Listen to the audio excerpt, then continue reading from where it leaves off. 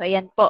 Our topic for today sa EPP4 Module 1 ay mga kaalaman at kasanayan sa pagsusukat. So, i-introduce lang po sa inyo kung ano-ano yung mga ginagamit sa pagsusukat.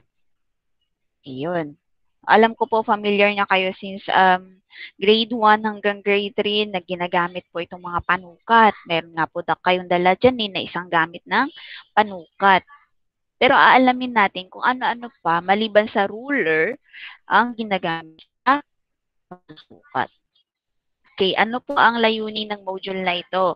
So, maibibigay ang mga kagamitan sa pagsusukat, nauuri ang kagamitang panukat ayon sa gamit nito. So, yun, halimbawa, yung gamit na yan, para saan? Yan po. And then, napapahalagahan ang gamit ng kagamitang panukat. So, mabibigyan natin ng importansya. Importante pala kasi may mga nasusukat tayong bagay gamit ang mga yun. So, ayan. Proceed na tayo. So, meron pong dalawang uri ang pagsusukat. Pero ang pagsusukat ay isang paraan upang malaman ang angkop na sukat ng isang bagay. Siyempre, kapag, halimbawa, ay, ilan kaya ang height ko? Ilan ang laki ko? May klase ako.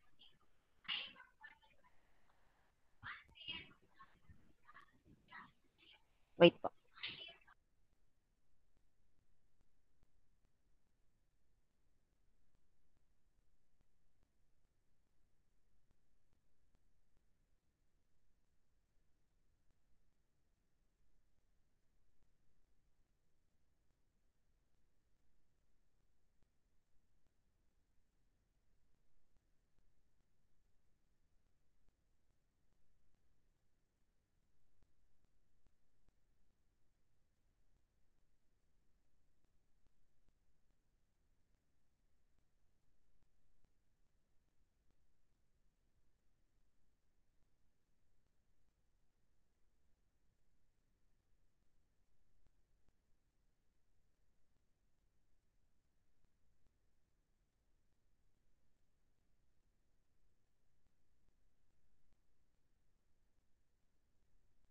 Okay, sorry po. So, ayan.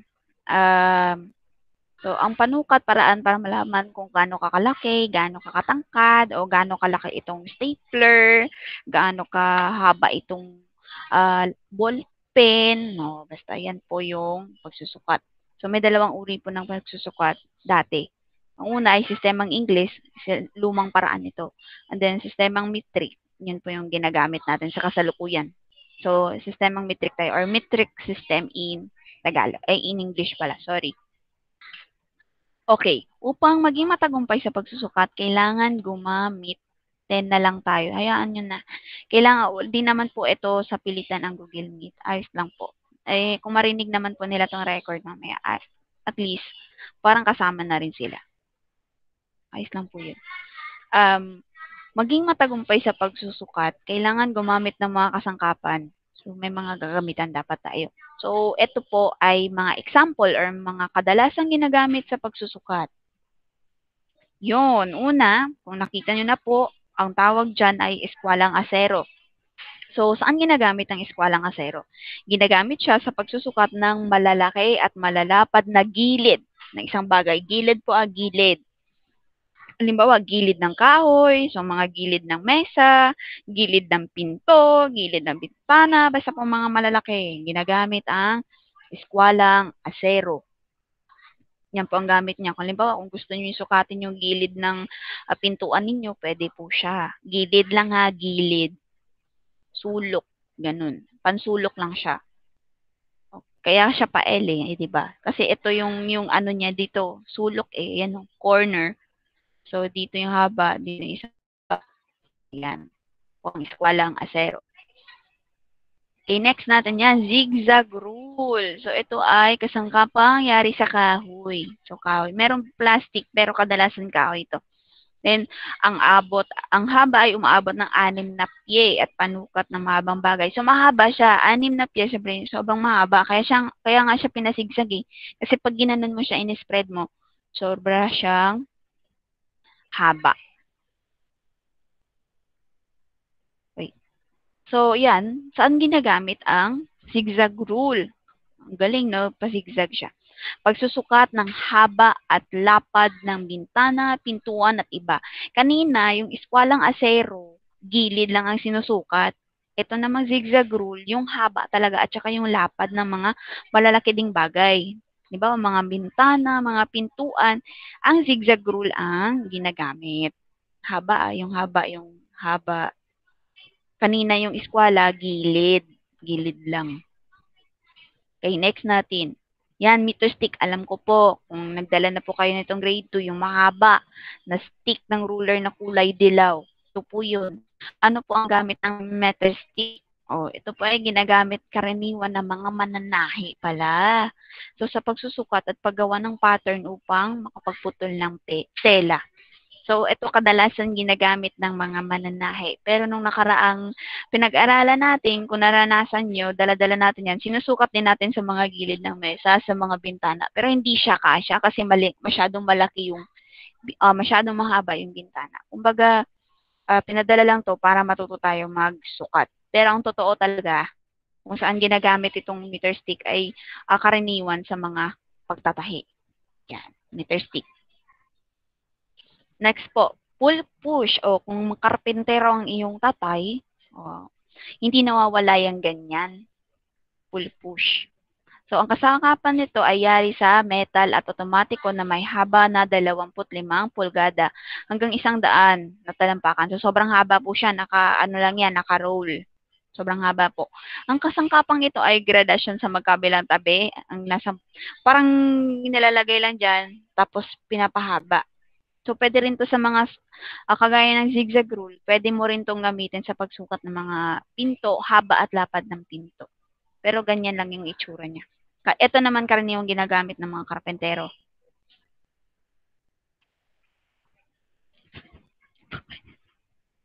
Okay, ang ano naman, protractor, ayan, alam ko po, nakita nyo na ito. Itong protractor. Ito ay ginagamit sa pagkuha ng degree, yung mga anggulo, kung kapag ikaw ay gumagawa ng guhit or linya. Karaniwan to sa mga drawing lang sa mga bond paper, yan po yung ginagamit. Yung mga angle, yung mga ganyan. Kung nakikita niyo yung kamay ko, mga ganyan. Yan, angle tawag dyan. Yung paganyan, yung may paganyan. Ewan ko kung nakikita niyo yung ano ko, yan. Yan. Basta angle. Yan ang sinusukat nitong protractor. Yung mga degree-degree, 80 degrees, 60 degrees, ayan, yung mga nakikita nyong number, mga degree-degree yan. Yan po. Pakunti tayo ng pakunti. Okay, next. Ruler and triangle. So, dalawa yan. Ito, lagi yung ginagamit to yan, meron po. Yan kasi kadalasan natin ginagamit sa pagsusukat. Ruler at triangle kasi maliit lang siya. Pang notebook, pang bond paper, pang drawing. Pwede magkakasama yung protractor, pwede yun sila. So, karaniwang ginagamit sa paggawa ng linya sa drawing at ibang mga maliliit. So, sila po ay mga ginagamit sa maliliit na gawain lang ang kailangan ng sukat. Halimbawa, notebook, yan ang mga sinusukat, libro, pwedeng sukatin ng ruler or pwedeng sukatin ng triangle. So, may mga gamit din kayong ganyan. Yan, triangle, meron po akong ganyan. Oo, halos lahat tayo merong ruler. Halos, hindi ko sinabing lahat. And then, T-square. Ayan po ang itsura ng T-square. Kung sa mga maliliit na bagay, sa pagdodrawing, ginagamit natin yung ruler, tsaka triangle, tsaka protractor. Itong T-square naman, kapag malalawak na yung mga dinodrawing nyo, mga malalapad na, T-square ang ginagamit. Ginagamit din ito na gabay sa pagguhit ng mga linya sa drawing na gagawin. So, T-square. Ito naman kung mga malalapad na ang mga dinodrawing mo. Pero pang high school na yata itong T-square. So, ginagamit nila to. Halimbawa, ang kinuha nilang ay drawing. So, yung mga bond paper paper nila or cartolina, di ba malapad, pwede nang nilang gamitin tong T-square. So, pag-drawing. So, ating ulit pa. Meron pa. Ito, kadalasan ginagamit sa pagtatahi, yung sinusukat sa leeg natin, sa bewang natin, kasi nabibend siya. Yun ang tape measure. Yan. Kagaya kanina ng meter stick, ito din ay karaniwang ginagamit na ng mga mananahi. Ito ay ginagamit nila sa pagsusukat ng bahagi ng katawan. Kapag tayo nagpapatahi ng damit, pantalon, palda, barong, gown at iba pa. Ito ang ginagamit kasi pwede siyang mabilog, pwede siyang mabend, Kaya, tape measure. Sa katawan, ginawa lang to pansukat sa katawan natin. Yun. Yung mga ibang ruler dun, din naman nabibend-bend yun, din naman na, ano yun. Kaya tape measure talaga ang ginagamit. So, ito, panoorin po natin yung video para mas lalong, parang ano na to, summarize ng diniscuss ko. Mga gamit. Iskwalang asero. Yan. Ito ay ginagamit sa pagsusukat sa malalaki at malalapad na gilid ng isang bagay. Halimbawa, gilid ng kahoy, lapad ng tela, lapad ng mesa, at iba pa. Zigzag rule. Ito ay kasangkapang yari sa kahoy na ang haba ay umaabot ng 6 na piye at panukat ng mahahabang bagay. Halimbawa, pagsusukat ng haba at lapad ng bintana, pintuan, at iba pa. Meter stick. Ito ay karaniwang ginagamit ng mga mananahi sa pagsusukat para sa paggawa ng pattern at kapag nagpuputol ng tela. Pull-push rule. Ang kasangkapang ito ay yari sa metal at otomatiko na may haba na 25 pulgada hanggang 100 talampakan. Ang kasangkapang ito ay may gradasyon sa magkabilang tabi. Ang isa ay nasa pulgada at ang isa ay nasa metro. Protractor. Ang kasangkapang ito ay ginagamit sa pagkuha ng mga degree kapag ikaw ay gumagawa ng mga anggulo sa iginuguhit na mga linya. Ruler at triangle.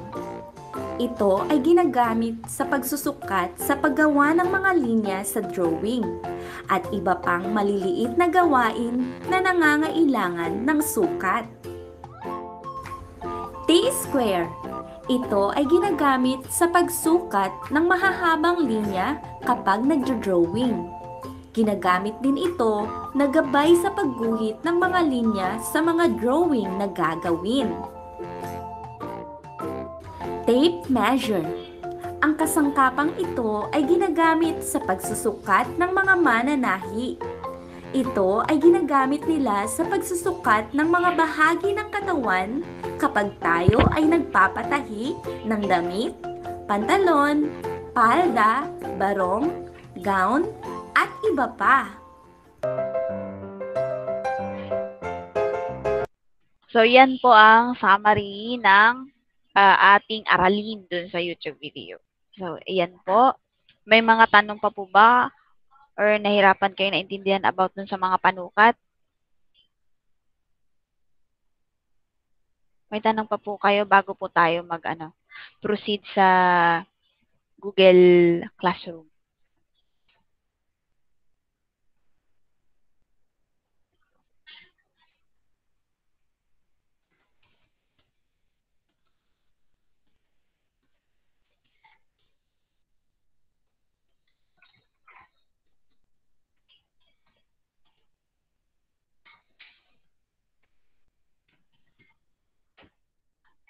Wala na pong tanong. Wala pong nagchat-chat. So, yan po ang ating gagawin sa Google Classroom. Ipopost ko po mamaya. Stop presenting ko po and then ipapaliwanag ko yung gagawin doon. Pero isesend ko rin po siya sa Facebook mamaya. Stop record ko. Ay, hindi. Mamaya na. So, ito naman ay EPP. Hindi ko pa nilagyan ng lesson proper. So, dito po, ang tayahin, click-click lang po yan. Pwede po kayong tumingin ulit dun sa Canva lesson natin para mas matandaan nyo yung mga terms doon. Importante po yun kasi. Alimbawa, ano ang tawag sa ganito kapag sinusukat yung ganito. Yan po ang mga test dyan. Pati po yung huling pagtatasa. Pwede pa kayong tumingin ulit sa module. Yung karagdagang gawain naman, ito po. Yan. Kopyahin nyo lang po yan, isulat nyo sa papel, and then lagyan nyo po yung check kung ano ang dapat na gamit yung gagamitin sa pagsukat. Ng halimbawa, lapad ng kartulina, ano po yung gagamitin? Ruler, tape measure, pull push, protractor, triangle. So, pwede po i-check nyo kung ano yung pwedeng gamitin sa ganyang bagay. And then, pwede nyo pong i-submit dito sa messenger ko. Pwede rin sa Google Classroom or pwede rin na ipasa nyo sa paaralan dito sa module, sa basket pantry, sa basket ko po, EPP. Pwede pong ibalik. Pwede pong isend sa messenger, pwede rin pong isend dito sa Google Classroom. So, yun po ang mga gagawin natin sa Module 1 sa EPP 4th quarter. May tanong po? Hello po.